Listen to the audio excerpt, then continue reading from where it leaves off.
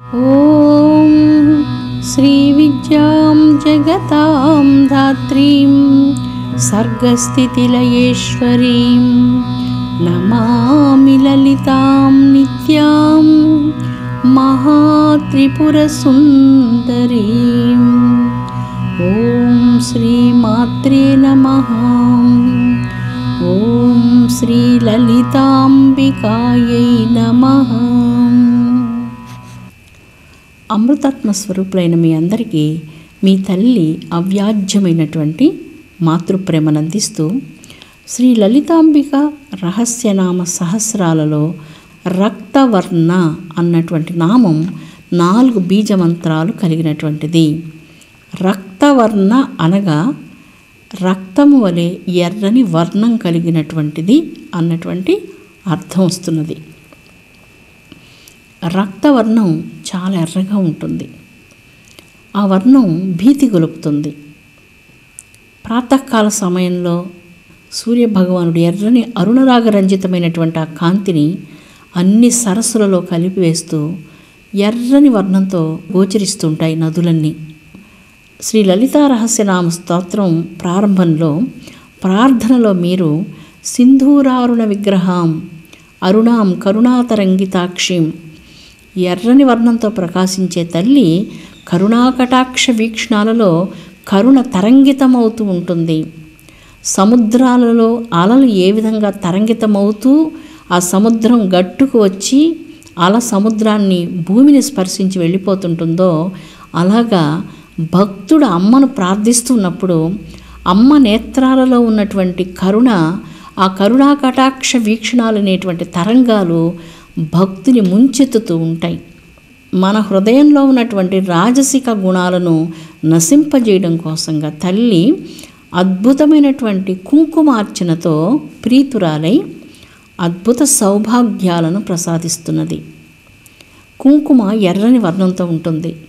కుంకుమార్చన చేయడం ద్వారా హృదయంలో ఉన్నటువంటి రాజసిక స్వభావం తగ్గిపోయి సాత్వికమైనటువంటి స్వభావం అలవడుతుంది. సాత్విక స్వభావం నుంచి ఇంకా విశుద్ధ సాత్విక స్వభావానికి వెళ్ళాలి. అప్పుడు పిలిస్తే ఎలా ఉంటుంది? వెంటనే వచ్చేస్తుంది. లోకజననిని నాలుక చివరి నుంచి కాకుండా అంతరంగపు లోతులో నుంచి ప్రార్థించగానే అఖిలాండకోటి బ్రహ్మాండ నాయకురాలైనటువంటి తల్లి అంతటా అన్ని స్వరూపాలలో అవ్యక్తంగా ఉన్నటువంటి తల్లి ఆనందదాయిని అయి వెంటనే అనుగ్రహిస్తుంది. అలాంటి కరుణా స్వరూపం జగన్మాతృమూర్తి యొక్క స్వరూపం. ఇక్కడ రక్తవర్ణ అన్నటువంటి నామంలో 4 బీజమంత్రాలు ఉన్నవి. లలితా సహస్రనామాలలో ఉన్నటువంటి ప్రతి నామాలు ఆరోగ్యపరంగా కూడా చాలా అద్భుతాలను చేస్తాయి.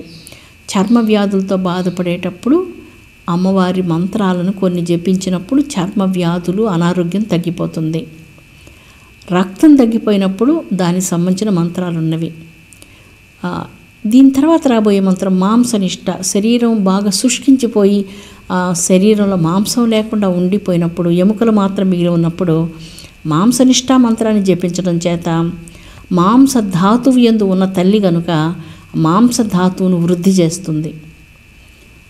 హృదయం పవిత్రంగా లేనప్పుడు హృదయస్థ మంత్రాన్ని జపించడం చేత మానసికంగా హృదయాన్ని పవిత్రం చేయడమే కాకుండా హృదయానికి సంబంధించిన వ్యాధులను కూడా నశింపజేస్తుంది.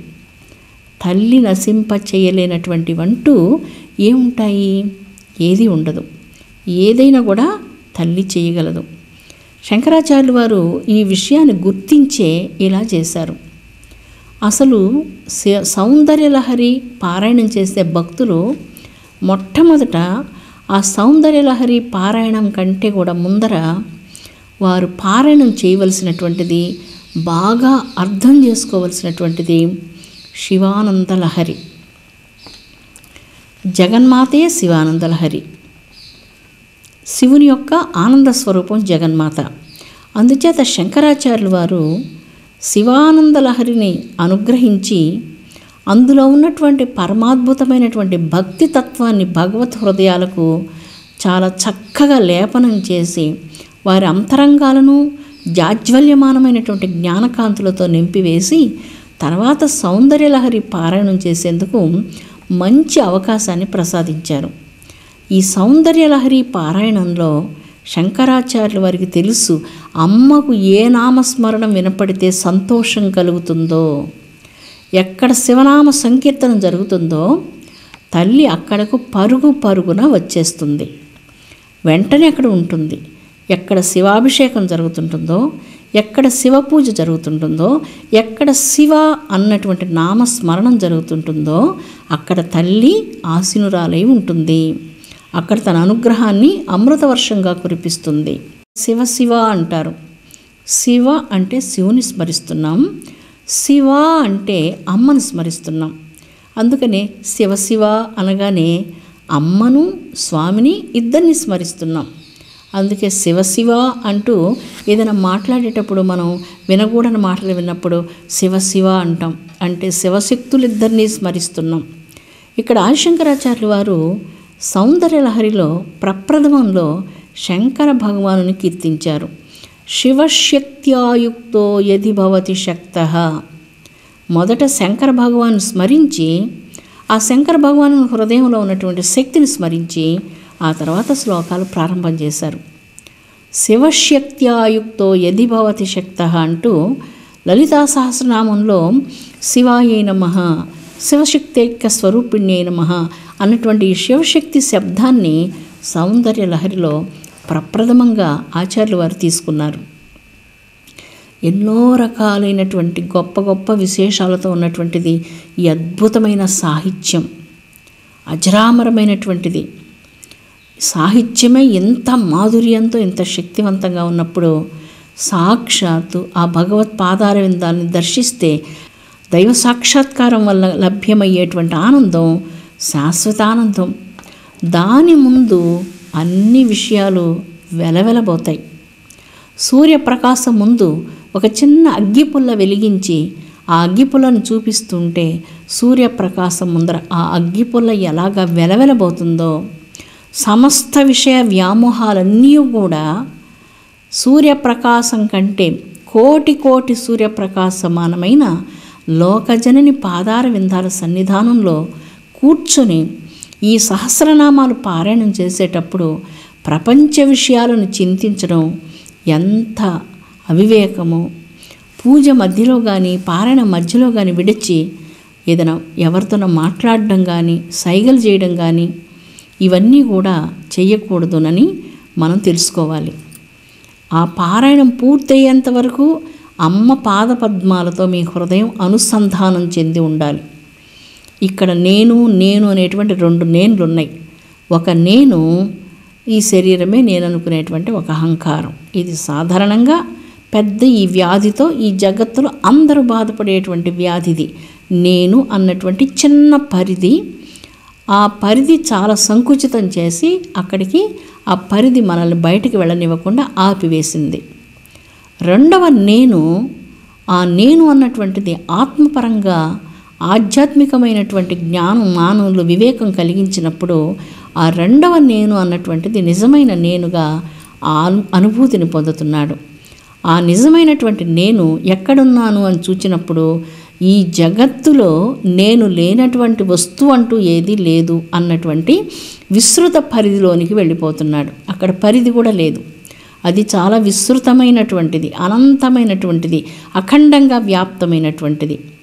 అప్పుడు ఈ చిన్న నేను అనేటువంటి పరిధిలో ఉన్నప్పుడు నేను ఎవరికి ఏది పెట్టకూడదు, నేను ఒక్కరినే తినాలి, నేను ఒక్కడే సుఖంగా ఉండాలి అన్నటువంటి ఆ చిన్న ఆలోచన నుంచి విడివడి ఆ పరిధి నుంచి బయటకు వచ్చి సమాజంలో ఏదైనా ఒక చిన్న మంచి చేసినా, ఎవరికి ఏదైనా మంచి చేసినా ఎవరికో పరాయి వాళ్ళకు చేస్తున్నామనే భావన మనకు ఉండదు. నాకు నేను మంచి చేసుకుంటున్నాను. ఎవరికి ఏ మంచి పని చేసినా దానికి మనల్ని పొగుడుకోవాల్సిన అవసరము లేదు. మనం సమాజ రూపంలో ఉన్నటువంటి ఆత్మగా ఉన్న ఈ నేను అనేటువంటిది ఏదైతే ఉన్నదో అక్కడ మనం సేవ చేస్తున్నాము. అక్కడ మన అంతరంగం చాలా విస్తృతమైంది, బాగా ప్రకాశాన్ని పొందింది. అందరి యందు తన స్వరూపాన్ని చూడగలిగేటువంటి ఆ హృదయంలో అందరికీ స్థానాన్ని ఇస్తుంది. ఒక ఇద్దరికి ముగ్గురికే కాకుండా ఆ హృదయంలో అందరికీ స్థానం ఇస్తుంది. అలాంటి మహనీయులు ఆచార్యులు పుట్టినటువంటి భూమి ఈ పుణ్యభూమి. ఎందరో మహానుభావులు హృదయాలు సంకుచితంగా లేవు. వారు అక్కడ ఒక్కరికి ఇద్దరిని ప్రేమించలేరు.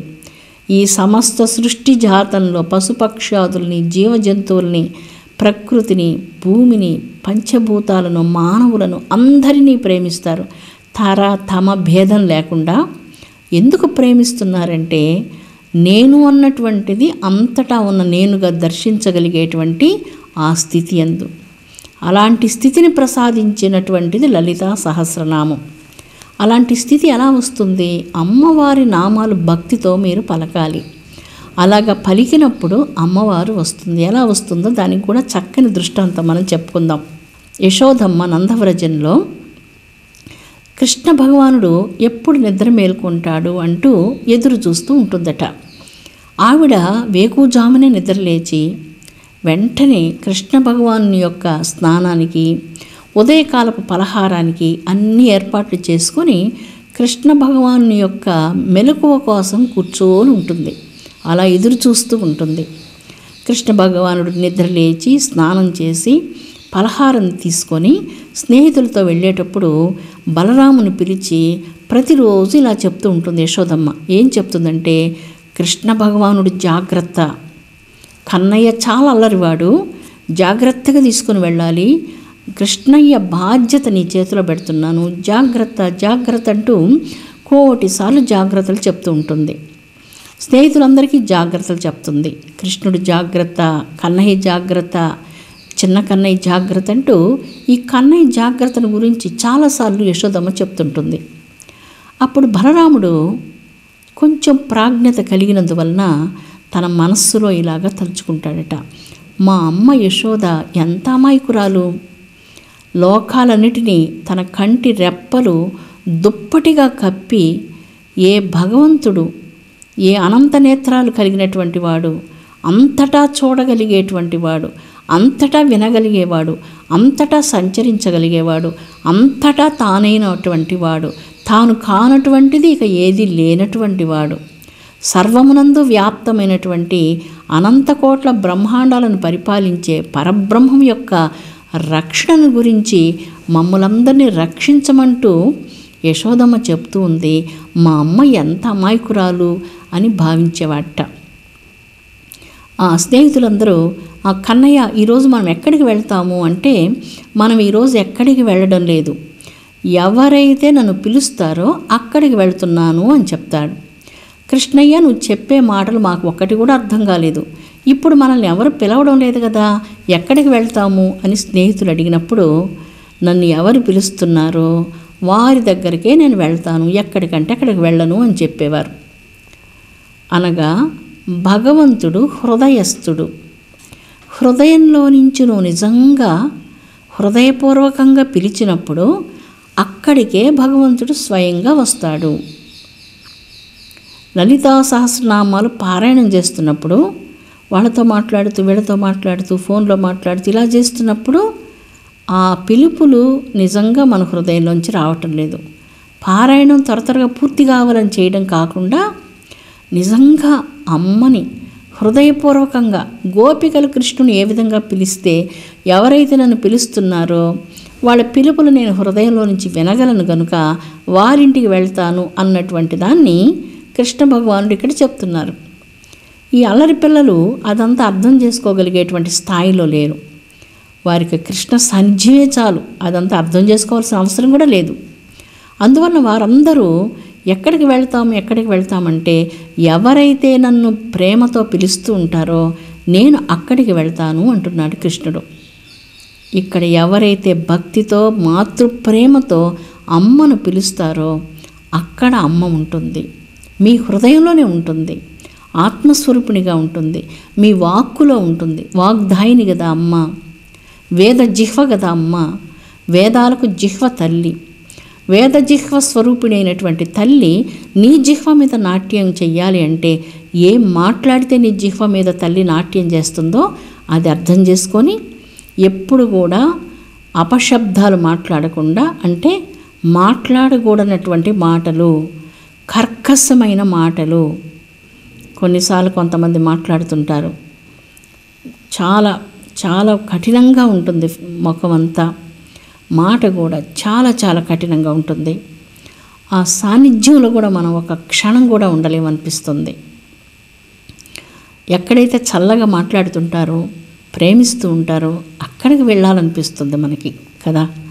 ఎప్పుడైనా ఎవరైనా మీతో చల్లగా మాట్లాడినప్పుడు వాళ్ళ దగ్గర ఉండాలనిపిస్తుందా?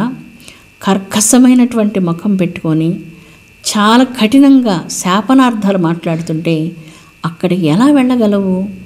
అదేవిధంగా ఈ జిహ్వను, వేద జిహ్వ స్వరూపిణి అయినటువంటి వేదమాత, గాయత్రీమాత స్వరూపిణి అయినటువంటి తల్లి, వేదమాత అయినటువంటి తల్లి, సాక్షాత్ వాణిగా మీ వాక్కులలో నినదించేటువంటి తల్లిని ఎలాగ పిలవాలి అంటే, పరమ పవిత్రమైనటువంటి భక్తితో ఒక్కసారి హృదయంలో నుంచి పిలవగానే ఆ జగన్మాతని హృదయంలోని అంతరంగంలో ప్రేమస్వరూపంగా, దయాస్వరూపంగా, దివ్యమైనటువంటి దైవీ సంపదల రూపంతో వ్యక్తమవుతుంది. దేవి యొక్క సూక్తం ఉన్నది. ఆ దేవి సూక్తంలో 7 శ్లోకాలు ఉన్నాయి. ఆంబ్రుణి అన్నటువంటి ఒక బాలిక, ఋషి బాలిక అమ్మవారిని ధ్యానిస్తూ ఉండగా జగన్మాత ఆంబ్రుని యొక్క శరీరంలోనికి ప్రవేశించి ఈ చక్కని 7 శ్లోకాలను చెప్పింది.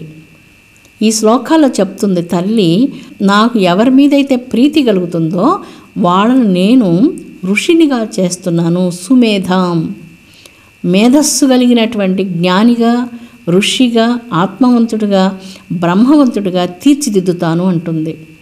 అమ్మకు ప్రీతి గొలిపే విధంగా ఏ విధంగా జీవించాలి? వేదజిహ్వ స్వరూపిణిగా తల్లి వర్ణించబడింది.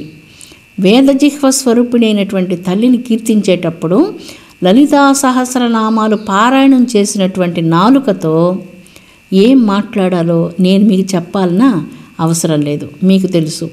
గాయత్రీ మంత్రం జపించారు మీరు. గాయత్రీ మంత్రం జపించినటువంటి నాలుకతో మరలా ఇతరత్ర మాటలు మాట్లాడడం వలన ఆ నాలుక అపవిత్రమైపోతుంది. మాట్లాడకూడని మాటలు మాట్లాడినప్పుడు ఆ గాయత్రీ మంత్రానికి ఏ విధమైనటువంటి అర్థం లేకుండా పోతుంది. వేద జిహ్వ జగన్మాత, ఆ జగజ్జనని యొక్క అనుగ్రహం పొందాలి అంటే ఏ విధంగా గోపికలు అంతరంగంలో కృష్ణ భగవానుని పిలవగానే నిద్ర లేచి వాళ్ళ ఇంటికి వెళుతున్నాడు, వాళ్ళ భావన ప్రాంగణాలలో తిరుగుతున్నాడు. వాళ్ళకు తెలుసు అక్కడ తమ ఇంటి ముందు తిరుగుతున్నటువంటి వ్యక్తి మనిషి కాదు, అజాండ బాండాలు నేలేటువంటి పరమాత్మ అన్నటువంటిది వారికి తెలుసు. వారికి ఆ వివేకం, ఆ విజ్ఞానం, ఆ మెలకు ఉన్నది.